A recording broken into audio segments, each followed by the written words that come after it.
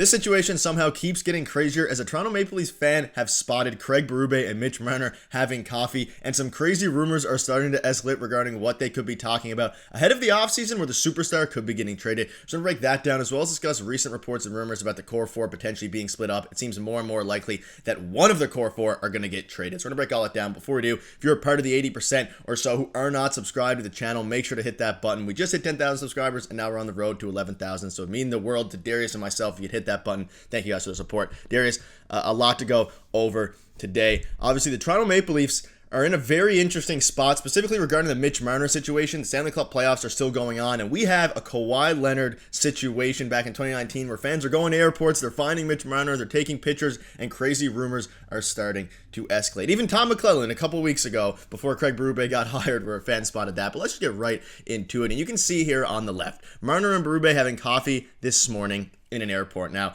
on the surface level, is this a big deal? Probably not. But the question is now, some fans are starting to think maybe they're talking about him potentially getting traded, him waiving his no-move clause, him maybe being a big asset for the Toronto Maple Leafs going forward. But a lot of fans were saying that they hadn't really seen this from Mitch Marner before, especially this early in the offseason. And there is something to take away from this here, because an interesting conversation, a one-on-one with your coach in an airport's a little bit interesting to me.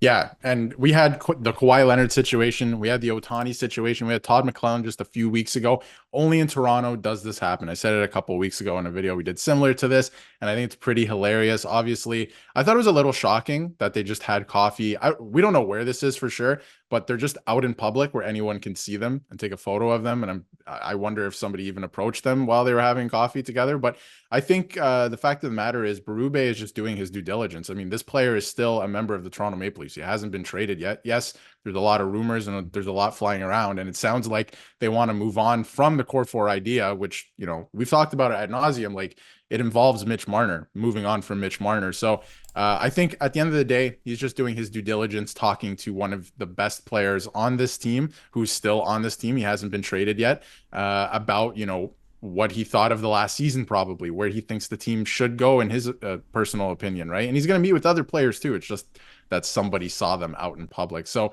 I don't know. I think it's interesting that they did it out in public because it opens it up for speculation. It opens it up for this type of thing where we can all, you know, be like, oh, I wonder what they're talking about. They're definitely talking about this. They're talking about him being traded. Like, how can we move on from you? Or they're talking about, we want you back next year, all this stuff. So thought that was pretty shocking, but we'll never know. We'll never know until it gets done this summer. Yeah, very interesting. I mean, it could range from them talking about him, how he's going to fit in with Craig Berube's system, might be the most likely, or maybe about him potentially waiving his no-move clause, which is something that reports have come out circulating that it's probably going to be likely, or at least there's going to be a list of teams that he could be willing to get traded to. And again, you look at it there, an interesting, a very funny time to be a Maple Leafs fan, but I don't know, Mitch Marner, it's funny that they do this in public. Like you said, Mitch Marner's name has been the centerpiece of speculation for the Toronto Maple Leafs media, for fans, for everybody, because of the most likely outcome of him getting traded. And now him having coffee in public with our brand new coach is a very interesting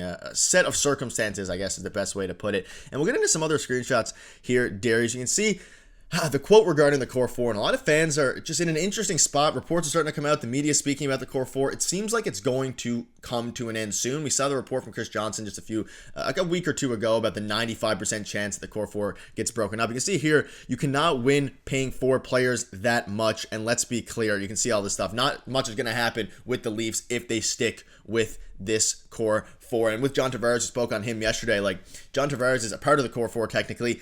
This is his last season of him being paid a very high salary, so he's not really a big issue going forward. But it just seems like more and more reports and rumors are surfacing about the core four being broken up. And all signs, all paths seem to be leading to Mitch Marner being the one who's going to get traded. And the coffee shop or whatever it is in the airport, wherever it is kind of just all points to that as well. And that's why fans are up in arms. But the situation just keeps getting wilder and wilder. Yeah, we talked about it. It seems like the idea of the core four is dead, and it sounds like the Leafs want to move on from it. And again, we've talked about it so much. Mitch Marner is the easiest one of the four to move on from. William Nylander just signed a brand new 8-year deal.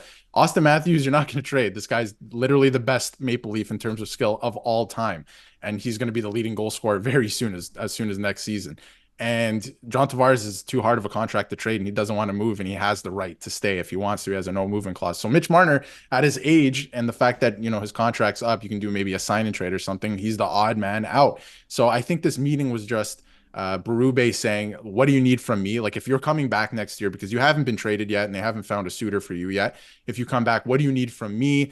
This is what I need out of you. Are we on the same page? It's just, I'm sure he's doing this with all his players. It's just that this one was in public and somebody took a photo, but I'm sure he's getting down to it. Can I trust this player kind of thing? Berube, that is. And can the player trust the coach, right? Is this a player that's going to be able to play for this coach? I'm sure they're figuring that out. And after that conversation yesterday, or a few others, I'm sure they're going to move forward with that information, because if the coach and the players don't mesh, you got to do something about it. And I just don't know. And I've said it before, I don't think this core four idea works anymore. It never did. So you have to move on from it, right? I don't know if this is something you can continue to pursue. We know we have the stats and it doesn't work. Yeah, you can see the last quote of this kind of article or paragraph here. The only reason to trade Marner is because you do not believe he lives up to his salary in the playoffs. That's it. And he has shown nothing as of late to prove that he can live up to that big salary increase that he's going to get, let alone his current salary before his assumed raise that is going to happen. You look back at 2023 here, this can't be about the core four. This is about the Toronto Maple Leafs, and that's obviously a while ago. But Brad Treliving, that's when he came in with the Toronto Maple Leafs.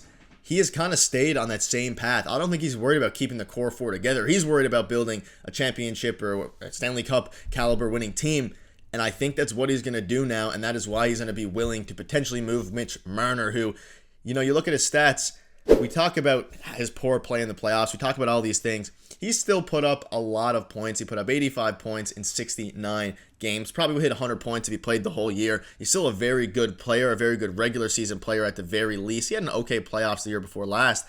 But at the end of the day, the Leafs need to switch something up. And if they don't switch something up, then it's just going to be the same thing over and over. Definition of insanity, like you always mention. Something needs to change, and it looks like it is going to change in the form of a Mitch Marner trade. But if not, you made a good point. The Berube conversation could be, how can I help you get better? Because I wouldn't assume that the trade situation is going to be discussed directly with Craig Berube one-on-one rather than management. But maybe it's, what do you need from me if you end up having to stay for this year? Yeah, the time is now. I think you have to move on from Mitch Marner if you can. But again, we're looking at a bunch of trade scenarios, and none of them are living up to what Mitch Marner is. Like, you brought up his stats there. This is a 100-point player if he doesn't get injured this year. And I mean, he had 85 points in 69 games. This is a 100-point player in most seasons, and he does a lot for the Leafs in all situations. PK, he's great defensively. And I think on the market right now, he's worth a lot more than what Leaf fans think, or fans are, alluding to right now, right? He can get a lot in a trade. So I've seen some trade proposals, and obviously we're going to have videos on some other ones leading into the draft and free agency and all that stuff. But I think the time is now. But like you said, and like we talked about earlier in the video, if there isn't a suitor, like if the trade market is just not there for Mitch Marner, you still have to talk to him as if you're going to be on the team next year, because he is signed for next year, and he is, going to be on the team next year, barring a trade this summer, right? And maybe there's an extension in place too, just to retain him, because you just can't lose Mitch Marner for nothing. That's the thing. It's either a trade or, he plays on the team, and that's just it. Yeah, you look at the rest of the core four here, a lot of just interesting things. A lot of good players. Can they mesh together is going to be the question mark going forward. And you see the final quote from Craig Berube. The core group is great here. That was definitely one of the attracting things to come to. Now, he doesn't say the core four. He says the core player group, a very big distinction there. So it's going to be interesting to see what happens with Craig Berube, but that'll wrap it up. Thank you guys for your support. Let us know in the comments. Do you want to trade Mitch Marner? Do you want a big trade to happen, or do you want to keep the superstar? But that'll wrap it up. Thank you guys for watching. We'll see you tomorrow.